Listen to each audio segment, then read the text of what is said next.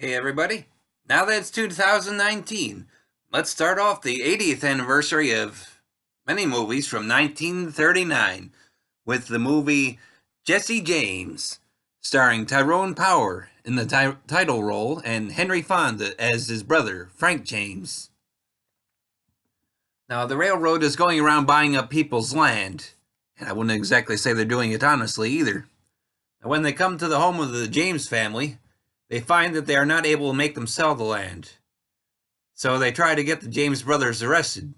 But when both Frank and Jesse run, the house gets destroyed while their mother is in it. Now, this sets Jesse and his brother off on a crusade to rob the railroad.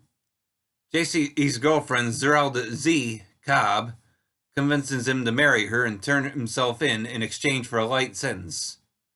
However, once he's in jail, the railroad president tries to change things around so that he will be hanged. Now, Frank helps him escape from jail, and Z joins them as they go on the run. However, when she gives birth to Jesse's son, she decides to come home. Jesse lets her, but then starts taking more chances and makes enemies even of friends that had supported him previously. Now, I enjoyed this movie very much. To me, it seems like it kind of starts out as a Robin Hood type story, with the railroad people taking the land from the farmers and Jesse James and his brother starting to fight back with the support of the people. Then the movie kind of diverges, warning about Jesse getting so used to robbing that that might be all that he can do. Now, of course, Z realizes this and tries to get him to turn himself in. After some thought, he is willing to do so. However, when he does turn himself in, the president of the railroad decides to break his own promise and try to hang him. Now, in the process, he just makes the situation worse, not just for himself, but everybody. Of course, this really shouldn't be a surprise considering what the men he sent to buy the land from the farmers were doing under his leadership.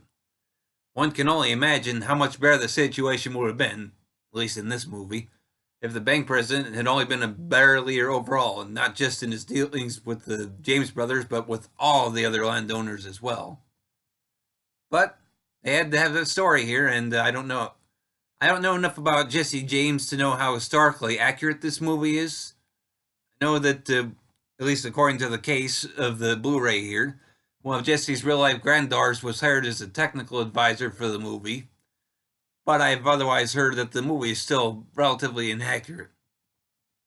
Personally, I don't really care, as I enjoy this movie very much. I mainly watched it for Tyrone Power in the title role, as I have seen a few of his other movies and enjoyed them.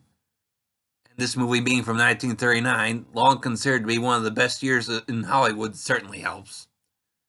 I do know that this movie had a sequel the following year called The Return of Frank James, with Henry Fonda reprising his role as Frank James, but I have yet to see this movie. I do recommend Jesse James to anybody curious enough to try it.